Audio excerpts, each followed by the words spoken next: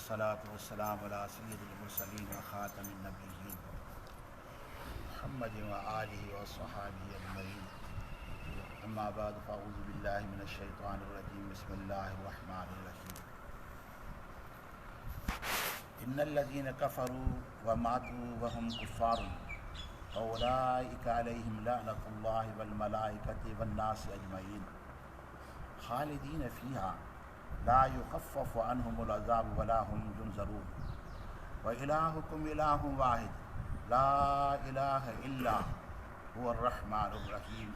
صدق اللہ العظیم وصدق رسول النبی الکریم. اللہ تعالیٰ جی ذات بابرکات ارشاد فرماयो کہ بے شک جن شخصن کفر کیاؤں و ماتو کفر کی حالت میں مری گیا وہم کفار کافر ہیں. اولئک علیہم لعنۃ اللہ والملائکۃ والناس اجمعین. انہن جے متھاں اللہ جی بھی لعنت आहे, ملائکن جی بھی لعنت आहे ऐं सभिनी माण्हुनि जी उन जे मथां लानत आहे. लानत मां मुराद बेज़ारी, यानी अल्लाह बि उन्हनि खां बेज़ार आहे, अल्लाह जा मलाइक बि उन्हनि खां बेज़ार आहिनि, पर सभु माण्हू उन्हनि खां बेज़ार आहिनि.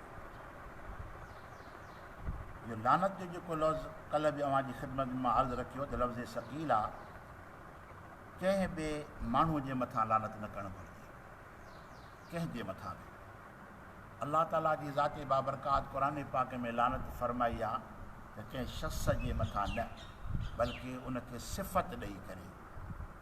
ईअं लानतुल्लाह अला ज़ालिमीन, ज़ालिमनि जे मथां लानत आहे या कूड़नि जे मथां लानत आहे, यानी कंहिंजे मथां मुक़ररु करणु इहो इस्लाम जे अंदरि मना थियल आहे. हिन मां मुराद छा आहे? हिन मां मुराद हीअ आहे त वन्नास अजमईन, ऐं सभु माण्हू बि उन जे मथां लानत कनि था. कंहिंजे मथां जंहिं शख़्स जे कुफर जे मौत जो यकीन हुजे त यकीननि ई काफ़र थी वियो आहे त पोइ उन जे मथां लानत जाइज़ आहे.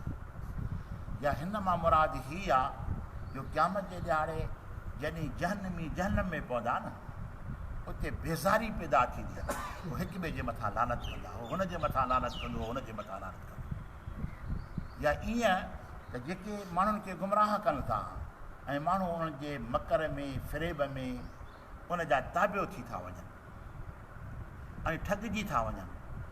क़यामत जे ॾियारे उहे जेके पोइ लॻ हूंदा उहे पंहिंजे अॻुवाणनि ते लानत कंदा, अॻुवाण वरी पंहिंजे पोइ लॻनि ते लानत कंदा. बेज़ारी बि थी. जीअं तव्हां असां खां बेज़ार थिया, अॻिते अचे थो पियो क़ुर पाक, हो बि उन्हनि खां ईअं बेज़ार थींदा, यानी बेज़ारी हूंदी. त अल्लाह ताला जी ज़ात बाबरकात इरशाद फरमायो ख़ालिदीन फ़ीहा, पोइ इहे इन हाल में हमेशह हूंदा. कुफ़ुर हिकु अहिड़ी गंदगी ऐं कुफ़ुर हिकु अहिड़ी अमल आहे जेको इंसान खे हमेशह जे लाइ ख़ुदा जे अज़ाब में गिरफ़्तार करे छॾे थो. फरमाए त वला युख़फ़फ़ अनहुमुल अज़ाब, ऐं उन्हनि तां अलाह जो अज़ाब हल्को न कयो वेंदो. यानी मोमिन गुनहगार आहे, ख़ाकसार आहे, मुस्लमान आहे, त उन जे मथां तख़फ़ीफ़ अज़ाब आहे, यानी अज़ाब जो हल्को थियणु जो ख़ुदा जे क़ानून में आहे. पर जेको सही काफ़र आहे उन जे लाइ अज़ाब हल्को कोन कयो वेंदो. वला हुम युनज़रून, ऐं न उहे मोहलत ॾिना वेंदा, अहिड़ा पकड़ में अची वेंदा जो उन्हनि खे मोहलत मिलंदी कोन.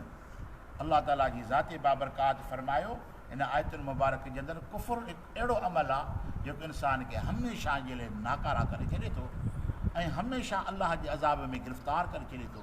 पर ईमान अहिड़ी शइ आहे जो इंसानु गुनहगार थी पए पोइ बि ईमान उनखे फ़ाइदो पहुचाए थो.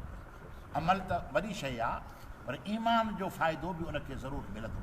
ईमान जो अलाह ताला उनजे मथां तख़फ़ीफ़ फरमाईंदो. अॻिते इरशाद फरमाए त इलाहुकुम इलाहु वाहिद, रब थो फरमाए त इलाह तव्हांजो जेको आहे न इहो इलाह हिकिड़ो आहे, तव्हांजो महबूद जेको आहे उहो हिकिड़ो आहे. ला इलाह इल्लाहु, ऐं उन खां सवाइ ॿियो को बि कोन अथव. ऐं उन जी सिफ़त कहिड़ी आहे? अर रहमान उर रहीम, जेको रहमान बि आहे त रहीम बि आहे, यानी अकेलो आहे. ऐं उनजी सुञाणप कहिड़ी आहे? उहो रहमान बि आहे त रहीम बि आहे, यानी पंहिंजे ॿारनि जे मथां वधि में वधि महिरबानी. हदीस पाक में नबी करीम सल्लल्लाहु अलैहि वसल्लम जी ज़ात बाबरकात इरशाद फरमायो पाण त तव्हां वटि अहिड़ा माण्हू ईंदा अॼु तव्हांखे ईअं चवंदा त आसमान खे अलाह ख़ल कयईं, जबलनि खे अलाह ख़ल कयईं, ज़मीन ऐं दरियाहनि खे अलाह ख़ल कयईं, सितारनि चंड खे अलाह ख़ल कयईं, इंसाननि जिननि खे वणनि खे नबादात खे जमादात खे बिहार खे अलाह ख़ल कयईं, अलाह खे कंहिं ख़ल कयईं? अहिड़ा तव्हां वटि अची सुवाल कंदा। पोइ जॾहिं तव्हांखे इहो सुवाल कनि त तव्हां उन्हनि खे ईअं चइजो त अलाह जी ज़ाते बाबरकात जे बारे में असां सां बहस न कर, असां उनखे हिकु करे मञियो आहे। हज़रत अली मुर्तज़ा शेर ख़ुदा रज़ी अलाह ताला अन्हु वटि हिकिड़ो शख़्स आयो, अची चइसि अलाह खां अॻु में छा हुयो? अलाह खां अॻु में छा हुयो? पाण फज़ तोखे पंजनि जी गिनती नथी अचे, पंजनि ताईं तो अंग ई नथो ॼाणी, पंजनि ताईं तूं वरी अलाह जो सुवाल थो करे, तोखे पंजनि जी ॻणा पोइ बि नथो अचे, तूं वरी अलाह जे बारे में तो सुवाल थो करे। छो नथी अचे मूंखे? मां को जाहिल आहियां, अनपढ़ियल आहियां। जे मूंखे गणे ॿुधाए, हुन गणे ॿुधाए 1 2 3 4 5। हा अचे ई थी, हा अचे थी। पाण फरमाए त ॾेख त पंजनि खां अॻु में छा आहे? कि पंजनि खां अॻु में 4, कि चइनि खां अॻु में छा आहे? कि 3, कि 3 खां अॻु में छा आहे? कि 2, कि 2 खां अॻु में छा आहे? कि 1, कि 1 खां अॻु में छा आहे? चुप करे वेही रहे। पाण फर्ज़ जी 1 खां अॻु में जी तोखे ख़बर न आहे त अलाह खां अॻु में जेको आहे उनजी बि कंहिंखे ख़बर न आहे। जे 1 खां अॻु कुझु बि न आहे त अलाह खां अॻु में बि कुझु ई कोन्हे।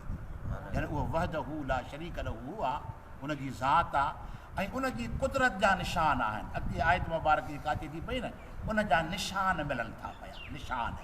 ऐं इंसान निशान ते मनशूश खे ॼाणींदो आहे, निशान ते ॼाणींदो आहे त हीउ पेर जो निशान आहे, पर हीउ माण्हू जे पेर जो निशान आहे, हीउ जानवर जे पेर जो निशान आहे। निशान जेको आहे सो पंहिंजे ज़ात ते दलालत कंदो आहे। हीअ काइनात जेका सो अलाह जी निशानी आहे ऐं ख़ुदा जी कुदरत हर शइ में नज़र अची रही आहे, हर शइ में अंदरि। त उहो असांजो उहो महबूद हिकिड़ो आहे ऐं उन पंहिंजो तारीफ़ कहिड़ो करायो आहे त ला इलाह इल्ला हू, उन खां सवाइ ॿियो कोन, उहो हिकिड़ो ई आहे।